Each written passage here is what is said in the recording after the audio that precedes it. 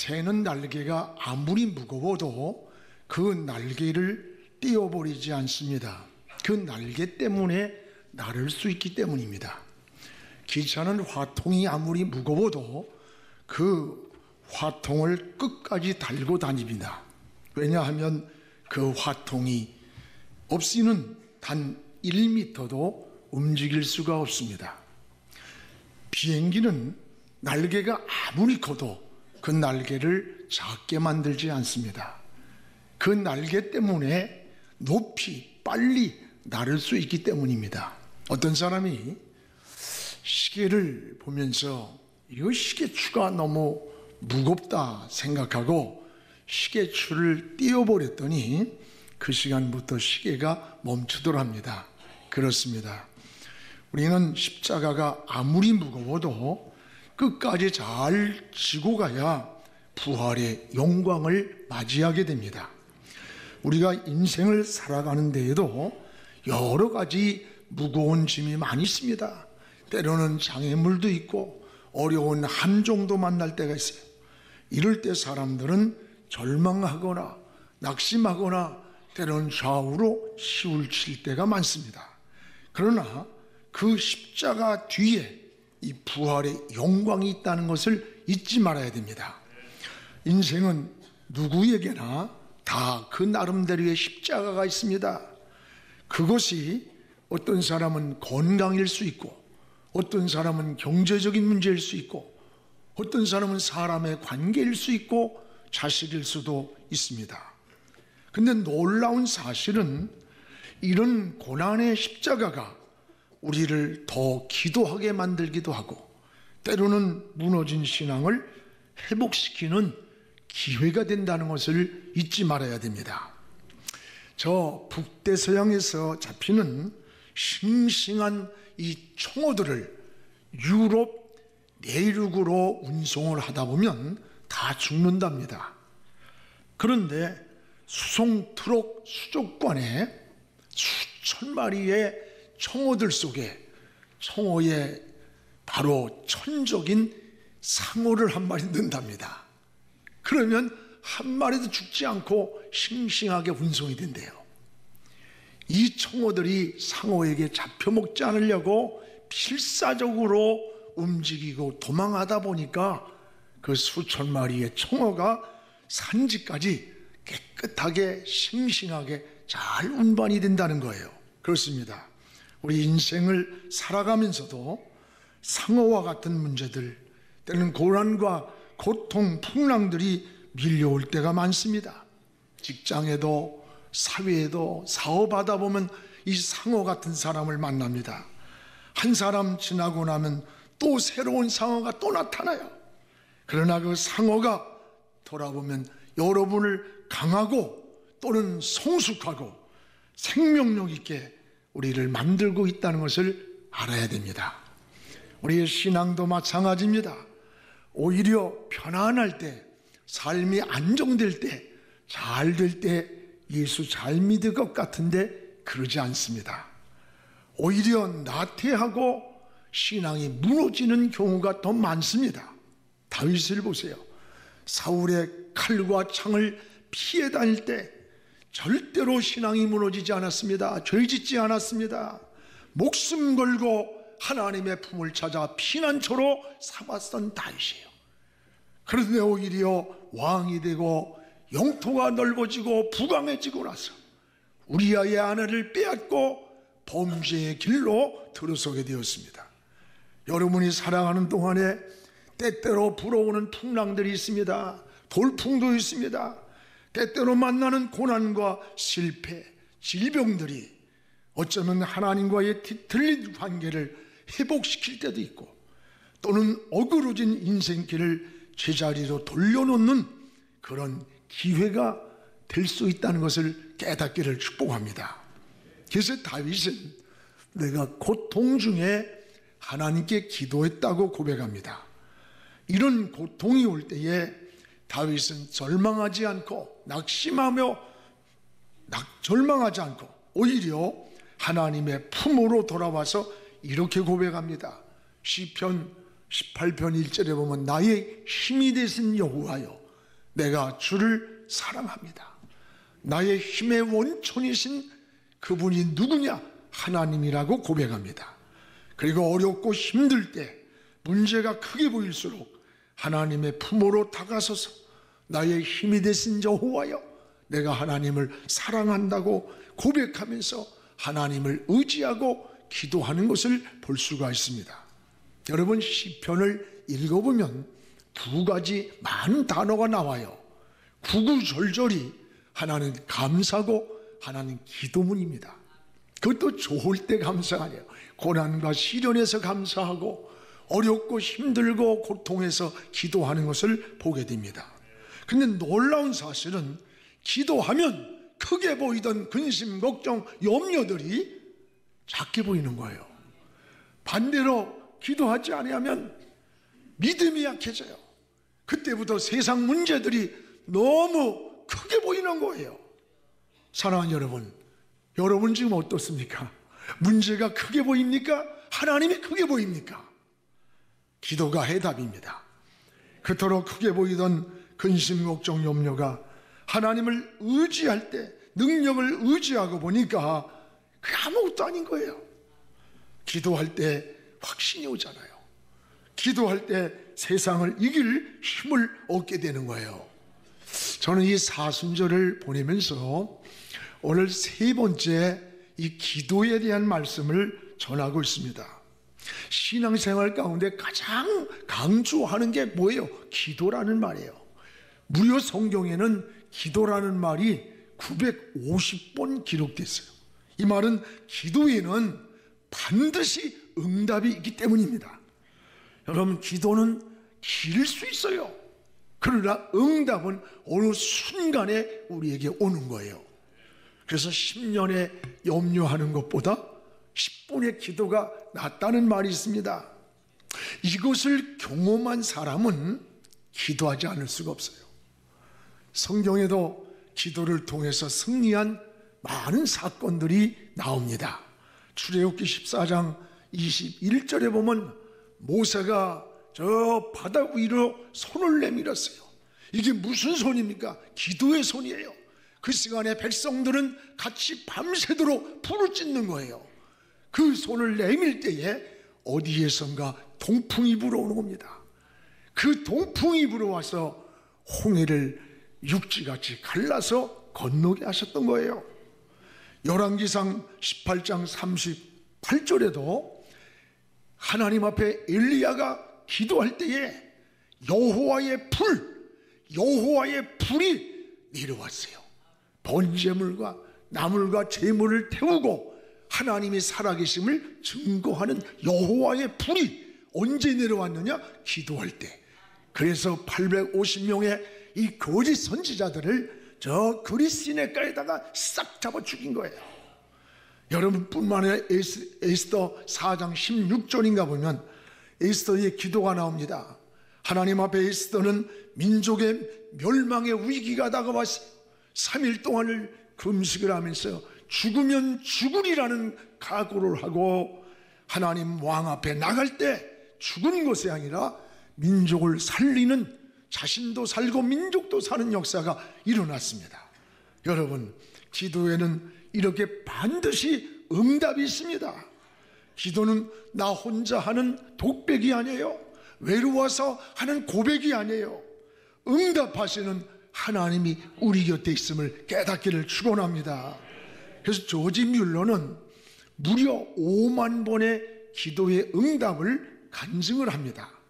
여러분도 어렵고 힘들 때 낙심하고 절망하고 있지 말고 하나님께 무릎 꿇고 기도할 수 있기를 축복합니다. 기도하는 사람은 방법을 찾아 헤매는 게 아니고 하나님을 찾는 거예요. 하나님을 찾을 때 지혜가 오고 평안이 오고 길이 열리고 방법이 나타나는 겁니다. 오늘 사랑하는 여러분, 오늘 우리는 기도의 응답은 자신이 알게도 오고 또는 모르게도 와요. 그래서 제가 다음 주에는 기도 응답이 어떻게 오는가 이 말씀을 좀 나누려고 그래요.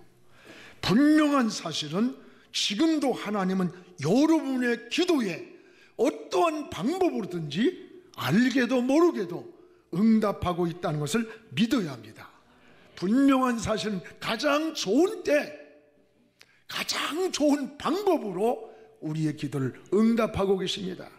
저는 기도할 때마다 하나님이 제 기도를 다 들으셨음을 선포합니다. 왜냐하면 하나님이 제 기도를 다 들으셨음을 믿기 때문입니다. 믿음으로 기도하니까 하나님이 다 들으셔요. 여러분, 안 이루어진다고 안 들은 게 아니에요. 안 이루어졌을지라도 하나님 보시기에 더 기다려야 할 일도 있을 것이고, 내가 기도하는 것이 하나님 뜻에 합당하지 않기 때문에 안 이루어진 것도 있을 거예요. 우린 믿음으로 기도할 뿐이에요. 이 시간 여러 모양으로 응답하시는 놀라운 하나님의 은혜를 여러분 고백할 수 있기를 주의 이름으로 축복합니다. 오늘 본문은 이 고통 가운데서 하나님께 기도하는 겁니다. 이 고통 가운데 하나님께 기도하고 그 기도를 통해 체험을 한 거예요. 응답을 체험하고 응답을 확신하고 간증하는 그런 말씀입니다. 그러면 언제 기도했느냐? 언제? 오늘 5절을 우리 같이 한번 읽어보겠습니다. 내가 고통 중에 여호와께 부르짖었더니 여호와께서 응답하시고 나를 넓은 곳에 세우셨어. 내가 고통 중에 편안하고 잘 되고 성공할 때가 아니에요. 고통 중에 하나님께 막 부르짖어서 목숨을 걸고 매달리며 살려달라고, 도와달라고, 붙잡아달라고 부르짖었더니 여호와께서 응답을 했어요. 나를 넓은 곳에 장애물이 없도록 내 길을 열어줬다는 거예요. 언제입니까? 고통 중에 여호와께 부르짖었다는 말이에요. 오늘 여러분, 고통 중이란 원문에 이 좁은 곳이란 뜻이에요. 즉 압박을 받거나 또는 극심한 고난에 처한 상태를 고통 중이라래요. 신앙생활 잘한 사람에게도 이런 고통이 다가올 때가 있습니다. 이럴 때 세상 사람들은 절망하고 좌절하고 심지어 자살하는 사람도 있어요. 그러나 그리스도인들은 다른 거예요. 마치 살아있는 물고기는 물결 따라서 떠내려가는 것이 아니라 그 물결을 거슬러 올라가는 겁니다. 이처럼 살아있는 우리 그리스도인들은 이 고통과 고난이 우리에게 다가올 때에 오히려 하나님 앞으로 더 다가서고 하나님께 기도에 무릎을 꿇게 되는 거예요. 오늘 말씀도 여러분 좋은 환경에서 드린 기도가 아니잖아요. 고통 중에 얼마나 고통, 좁은 곳, 피할 곳도 없고 도망갈 것도 없고 앞뒤가 다 막혀있고 압박을 받고 극심한 고난에 처한 상태, 이 속에서 드리는 기도예요. 여러분, 고통 중에 하나님께 어떻게 했냐? 부르짖었다는 거야. 부르짖었더니 하나님이 응답을 했다. 그리고 나를 광야한 곳에 내 모든 장애물을 하나님이 제거하시고 내 길을 열어줬다는 간증입니다. 그렇습니다. 여러분, 다윗은 왕이 되기까지 모든 고난을 다 겪은 사람이에요. 다윗의 생애를 보세요. 사울의 칼과 창을 피해서 수없이 도망을 다녔습니다. 삶과 죽음이 한 걸음 사이라고 고백을 하기도 합니다. 여러분, 사울이 죽이려고 할 때에 미친 척 힘을 흘리면서 미친 척하면서 생명을 보존하게 됐어요. 바보같이 미쳐 하면서 이 생명을 보존한 거예요. 그뿐입니까? 왕으로 기름 받은 후에 영광을 누린 게 아니에요. 7년이라는 세월 모진 고난과 역경을 다 겪었어요. 오죽하면 내가 사망의 음침한 골짜기를 다닌 것 같다고 고백하지 않습니까? 이런 환경에서 다윗이 놓치지 않은 한 가지가 뭔 줄 알아요? 이런 고난과 환난과 풍랑 속에서 다윗이 놓치지 않은 한 가지, 그게 바로 기도였습니다. 오직 기도줄을 붙잡고 정면 돌파했다는 것을 알아야 돼요. 그렇습니다. 환난이 하나님을 부르게 만듭니다. 여러분, 환난이 하나님을 부르게 만드는 거예요. 우리도 인생을 살면서 여러 가지 고통을 당할 때가 많아요. 때로는 물질적으로 당하는 그런 고통이 있습니다. 또는 질병으로 다가오는 고통이 있습니다. 또는 사람으로 인해 당하는 고통이 있습니다. 환경을 통해 오는 고통도 있습니다. 그런데 놀라운 사실은 이런 고통 가운데서 편안하고 좋을 때보다 이런 고통 가운데서 하나님을 만나는 경우가 더 많아요. 급박한 위기 속에서 하나님의 역사를 경험할 때가 더 많아요. 예수님 처음 행한, 여러분, 가나에서 포도주가 떨어졌어요. 그 당시 유대인들은 포도주는 잔치집의 생명이에요. 떨어진 거예요. 위급한 위기를 만났어요. 그 위기에서 하나님의 기적이 시작되었어요. 시편 50편 15절에 환난 날에 나를 부르라, 내가 너를 건지리니 내가 나를 영화롭게 하리라고 말씀합니다. 여러분도 인생을 살면서 고통이 있습니까? 환난의 바람에 휘청거리는 분이 있습니까?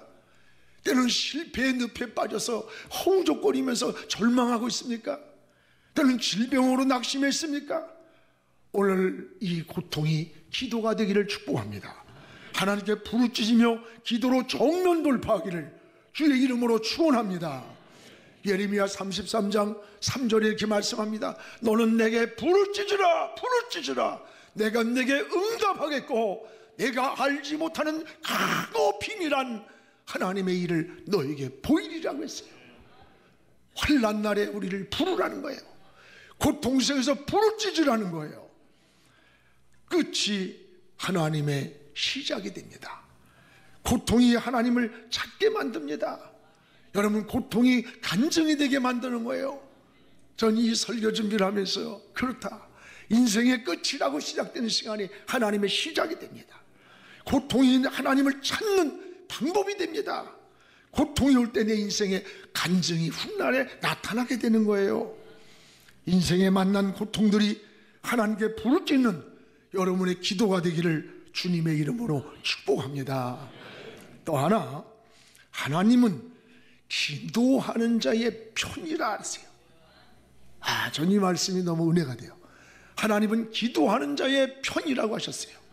오늘 6절 7절을 함께 읽겠습니다.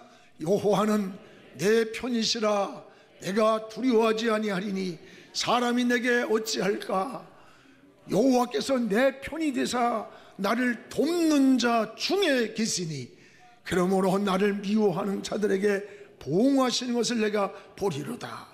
오늘 여기에 6절 7절에 하나님이 내 편이다, 내 편, 이 말이 두 번 나와요. 6절에 하나님이 내 편이 되시기에 두려워하지 않는다. 7절에 하나님이 내 편이 되시니 돕는 자 중에 내가 하나님이 계시니 누가 나를 보응하겠느냐, 나를 누가 대적하겠느냐. 대적하는 자를 하나님이 내 편이 되어서 보응해 주는 걸 본다는 거예요. 그렇습니다. 여러분, 이것을 혼돈하면 안 됩니다. 우리는 기도할 때 하나님이 내 편이 되게 해달라고 기도를 합니다. 그러나 성경은 그렇지 않습니다. 먼저 우리가 하나님 편이 되기를 원하십니다. 여러분, 링컨이 남북 전쟁 중에 몹시 힘들었습니다. 그때 참모들이 각각 이 어려울 때 하나님이 우리 편이 되어주시면 얼마나 좋을까요? 라고 하니까 링컨이 하는 말이 아니다. 우리가 하나님 편에 서기를 기도하자. 우리가 하나님 편에 서기를 기도하자. 그렇습니다. 우리가 하나님 편에 서면 하나님은 내 편이 되어주시는 거예요. 항상 여러분이 어느 환경에 어떤 조건에 내 인생이 있을지라도 우리가 하나님 편에 설 때 하나님은 내 편이 되어서 돕는 자 중에 계신다는 약속이에요. 그렇습니다. 내가 하나님 편에 설 때 하나님은 내 편이 되셔서 우리를 보호하시고 도와주시고 우리 길을 인도해 주시는 거예요. 그래서 오늘 6절에 하나님이 내 편이 될 때 두려움이 없다 이렇게 고백합니다. 두려워할 수밖에 없는 환경에서 평안을 누린 것은 하나님이 내 편에 계심을 믿었기 때문입니다. 여러분, 그 하나님이 누구예요? 전능하신 분, 생사화복을 그분이 쥐고 계신 하나님, 우리의 창조주 하나님, 그분인 내 편인데, 내 편에 계시는데 내가 뭘 두려워하겠느냐. 또 하나 7절에도 보세요. 하나님이 내 편이 되어 돕는 자 중에 계신다. 돕는 자 중에, 나를 돕는 자 중에 계시는 하나님, 나를 미워하는 자 하나님이 보응해 버린다. 두려워할 게 없다. 그렇습니다. 하나님이 보호하시고 하나님이 도와주신다는 약속이에요. 그렇습니다. 하나님이 도와주셔야 합니다. 하나님의 도움은 영원한 것입니다. 그러나 사람의 도움은 항상 유한됨을 알아야 돼요. 한계가 있음을 알아야 돼요. 전에 죽어가는 아들을 곁에서 임종을 지켜보던 권사님이, 그 아들이 42살에 세상을 떠났어요.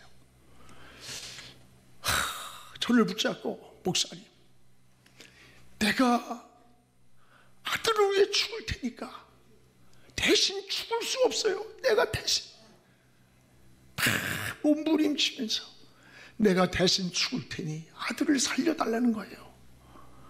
그러나 소용없습니다. 아무리 사랑해도 대신 죽어줄 수 없고, 아무리 효자라도 부모를 위해 대신 늙어줄 수도 없어요. 그래서 성경은 인간관계를 이웃이라고 말합니다. 이 이웃이란 개념은 옆집이 아니에요.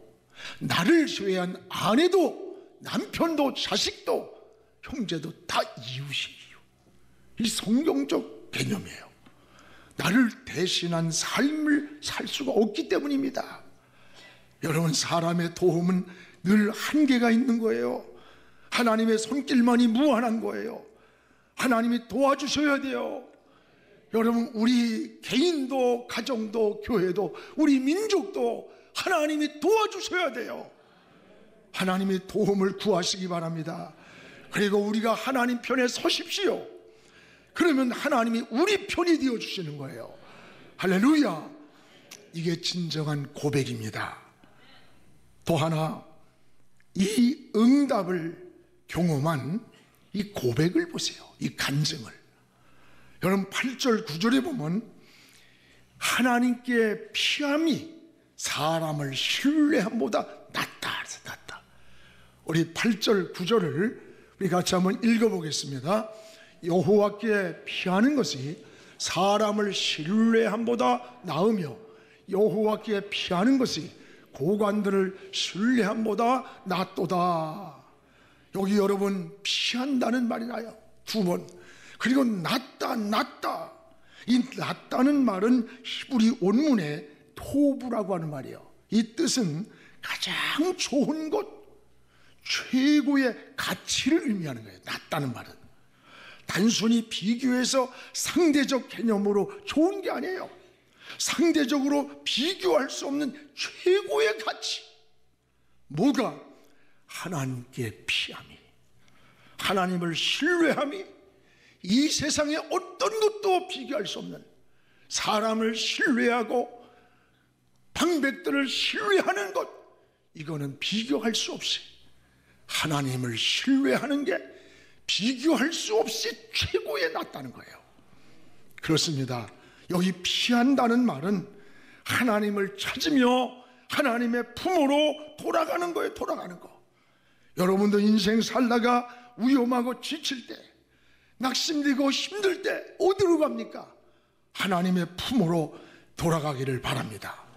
하나님의 품으로 돌아갈 때 그 세상의 어느 곳보다 그곳이 안전한 것이고 최고의 도피성이 되는 겁니다. 사람을 신뢰함보다, 방백들을 신뢰함보다 여호와를 신뢰함이 낫다는 거예요. 비교할 수가 없다는 거예요. 그렇습니다. 또 하나, 여기 고통 중에 하나님께 부르짖을 때에 여기 10절에서 12절에 보면 하나님이 해결해 줬다는 거예요. 하나님이 해결해 줬다. 그래서 10절에 12절에 보면 3번이나 끊으리란 말이 나와요. 10절에도 보면은 이런 말이 나와요. 문 나라가 나를 에워쌌으니 내가 여호와의 이름으로 그들을 끊으리라. 10절도 보세요. 11절에 그들이 나를 에워쌌으니 내가 여호와의 이름으로 그들을 끊으리라. 에워쌌을지라도 하나님의 이름으로 끊으리라. 12절도 보세요. 그들이 벌들처럼 나를 에워쌌으나 가시던 불에 불같이 다 없어졌나니 어떻게? 내가 여호와의 이름으로 그들을 끊으리라. 할렐루야.